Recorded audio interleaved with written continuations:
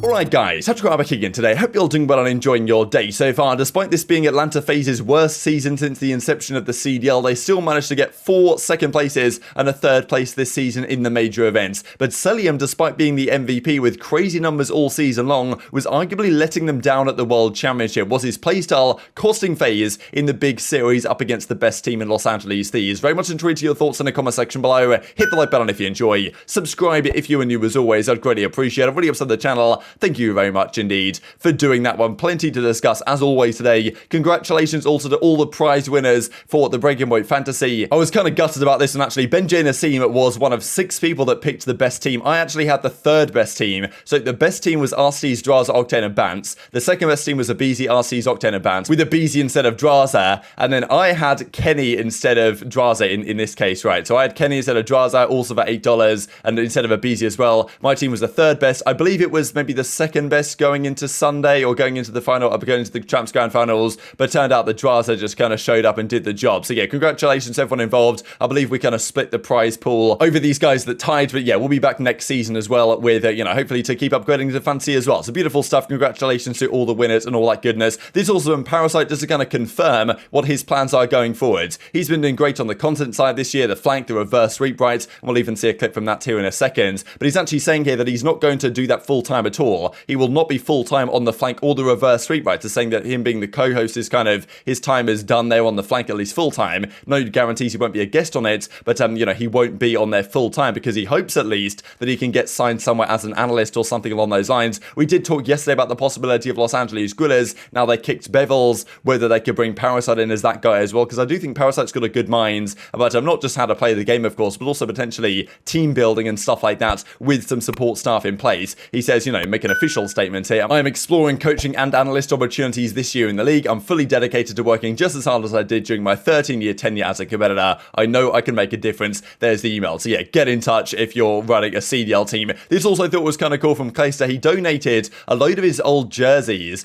Some of them he didn't donate. I think his World Championship winning ones, obviously he kept to himself, but he had so many that he donated a load of them to a charity shop. I think he went to Salvation's Army in Dallas and donated a load of these jerseys, and people were flooding in there, and apparently the people who run the store now know of Clayster because all those guys were coming in trying to get their hands on some jerseys, and apparently it worked out rather well. He actually says that even this one on the right hand side, right, the kind of special commissioned Champs logo shirt or whatever jersey, he actually got rid of that one as well. So yeah, my man has me down bad. I had too much stuff though. Kept the Champs gold one for Black Ops 4 though. So Clay called some certain stuff. I believe you guys might have missed out at this point or getting any in that store. But if you go to Clay's Twitter, he actually shows which store it is. So maybe there's still some stuff in there that you guys, if you're local, can go along and actually try and find. This also just to mention real quick as we kind of segue into the whole Thieves versus FaZe discussion at this event, that we do indeed have some throwback tournaments getting put on by Hitch in due course, as he says right here, I'm talking to Envoy really about what he said to Courage when Envoy was originally going to 100 Thieves, and Envoy says, thanks for my splash, bro,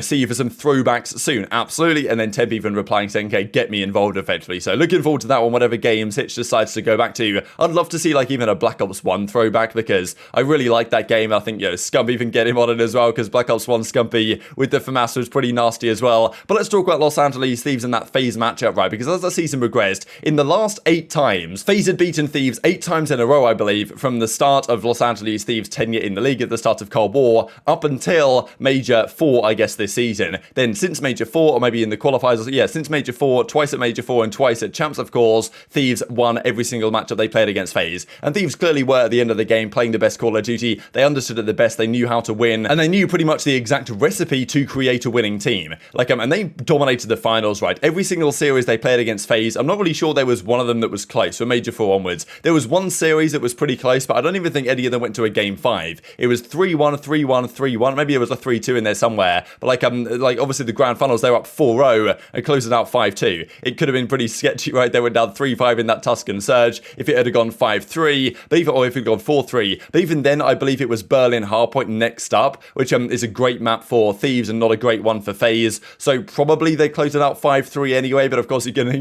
give no guarantees there, right? FaZe, of course, would be feeling the comeback at that point. But still, 5-2. If you look at the pure numbers, 5-2 for Thieves in the finals, 3-1, 3-2, maybe 3-1. It's been pretty comfortable, to be honest. And they've demolished them pretty much, FaZe, in especially the controls when they've played them over the last couple of months or so. And that's to the greatest team of the CDL era, right? They got comprehensively outplayed by the best team in Thieves. at least at the present time, over the entirety of the last couple of months, right? And that, of course, is to none other than Atlanta FaZe. So the question is there, why exactly did FaZe not be able to achieve this season what they expected to achieve? They failed to win a single event this year. And look, the fact of the matter is, we're going to talk about their, maybe bad pacing, like poor playstyle, this type of stuff. The fact that they were able to, with those issues, still come, like, second all these times, give Arcitys the highest earnings now of all time in Call of Duty history. Like, but look, still, they lost to 4 different teams in grand finals this season. OpTic, Los Angeles, Guerrillas, Seattle Surge, and Los Angeles Thieves. Like, something was obviously wrong when push came to shove. Now, Cellium got the MVP, and I think this was deserving, right? I mean, he was dominant this season. He was at times the only man who was keeping FaZe in games. He was the only man you could consistently rely on to drop crazy numbers. But I do think that as the kind of season progressed, you did see some series where he was dropping absurd numbers with very low death counts, and the team was not winning the games. Now, of course, like, Cellium and FaZe, I'm sure I've had a conversation about this. Like, look, they know that if Cellium's dropping a 1.3 and they're losing series, like, something might be going on. But maybe they decided, okay, look, Cellium is doing his thing, he's getting the kills, he's getting the streaks, which is going to help us. So maybe they decided to say, Cellium, okay, play like this, and that's going to help you out. Because I think Cellium could play differently if he wanted to. It's not necessarily just him that decides how he decides to play, his particular playstyle. But I think a lot of people have said that, especially as champs progressed here, there were a few series where Cellium was not being the most impactful. And I definitely think that if Dashy, for example, had dropped a 1.6 for the loss, there'd be more talk about it in terms of the stat padding discussion than maybe there was with Cellium in this instance, right? So the reverse sweep talk about this, right, saying that not only was Simp actually particularly underwhelming this year, which definitely is true, Simp individually was surprisingly underwhelming and kind of got fried at times this season and certainly did at the World Championship. aBeZy also the entire season was not particularly good. So that's the question there, really. Arcitys seem to be struggling sometimes with pacing with Cellium, and then the SMGs, the most dominant SMG duo in Call of Duty history, in Simp and aBeZy, like, all of a sudden now, they're sitting there, like, kind of struggling for the majority of this year, and Cellium's the guy dropping like a 1.4 every series. So definitely some questions there were raised, particularly in those Los Angeles Thieves series, about the playstyle that Cell was having, and Doug reckons pretty much that he was just straight up stat padding. I think Simp was pretty underwhelming this entire on this event. He was pretty underwhelming this entire year. He had a couple, maybe like good series here and there, but like when I'm looking at go back and look at Simp statistics from literally the last like 2-3 years of COD. Yeah, he was an auto lock 1.2. Auto lock like 1.2. Granted, that's not like, bro, you don't think that's sustainable throughout many years of COD. I just think, like, in terms of his individual performances, he fell off hard.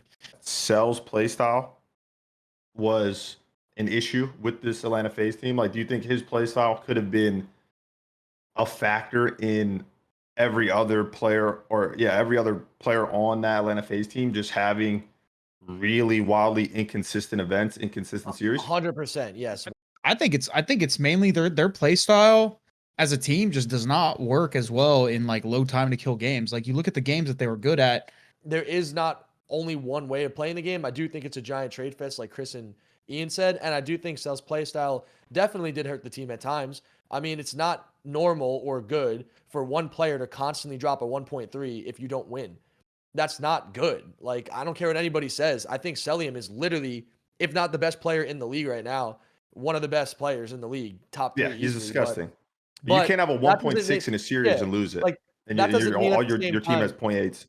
Yeah, like, that doesn't mean at the same time that, like, just because he's dropping these 1.3s, he has some of the best awareness, best gunny, best movement. Dude, if he's literally not running first at times for the team, it's going to show. And he's never the first guy. He's always going to be the last guy. He's never going to bait for his teammates, which I'm not sitting here trying to say anything bad about Cell as a player at all, other than the fact that pacing can sometimes be a problem.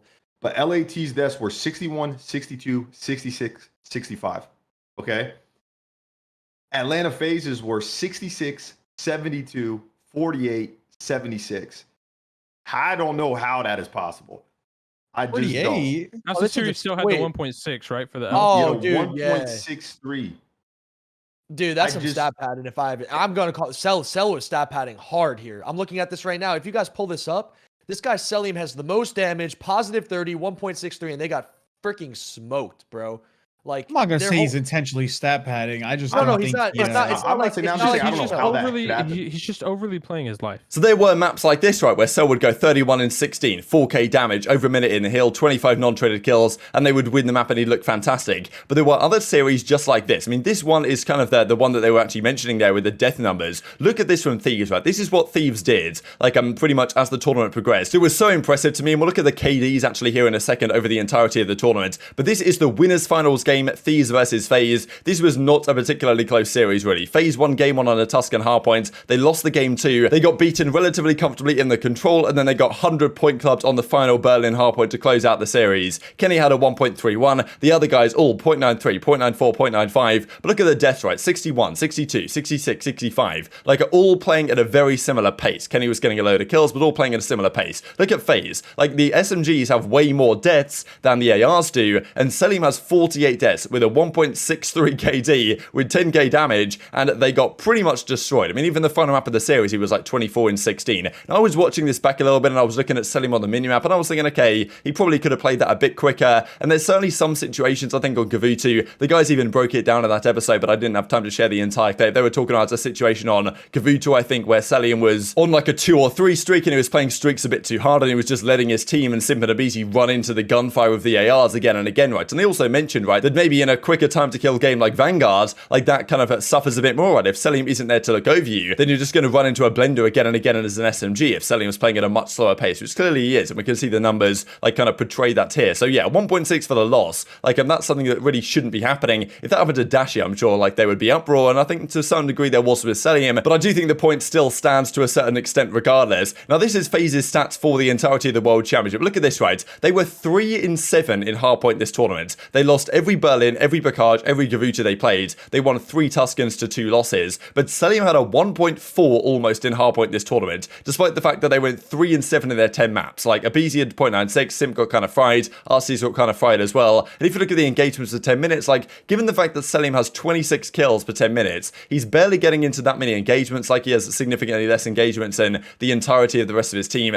Not significantly so, but given he's getting so many kills, you would think that these numbers would be a bit higher here. Now, don't get me wrong, he's getting the hill time here, 61 seconds per 10 minutes, but there certainly are still some situations where I don't think he was being as impactful as he could be, and definitely the team FaZe didn't seem to have quite the meta figured out here in terms of how to play from a pacing perspective than Thieves did. Yes, he was impactful in the other modes, but if we look at Thieves numbers, now this isn't the most sophisticated way to do these calculations, but these were, well, Thieves numbers over this tournament, over the World Championship. Now, what I've done here is just straight up average the KD across the game modes. That isn't really accurate, right? Because you've got to consider the fact that, okay, you're going to get more kills in hardpoint than Search and Destroy, so Search and Destroy should have a lower weighting, Control should have a slightly lower weighting than hardpoint if you want to get the accurate KD figures. And if that was the case, actually, Drazah would be lower, because Drazah's KD is getting, well, kind of brought up quite heavily by the averaging between this 1.43 he had in Search and Destroy. If it was averaged out a little bit more evenly, Drazah would probably have below a 1.1, and therefore the numbers would look identical. But look at this as it is. Kenny a 1.09, Drazah a 1.14, Octane a 1.06, Envoy a 1.08. Like, look how impressive that is. And they did exactly the same thing back at Major 4. They even got someone on their team playing like really slow, getting a 1.6 every series and losing. Like, I mean, that seemed to be kind of a downfall for FaZe, right? But still, on the whole, they had a phenomenal season, right? I mean, all things considered, 4 seconds and a third,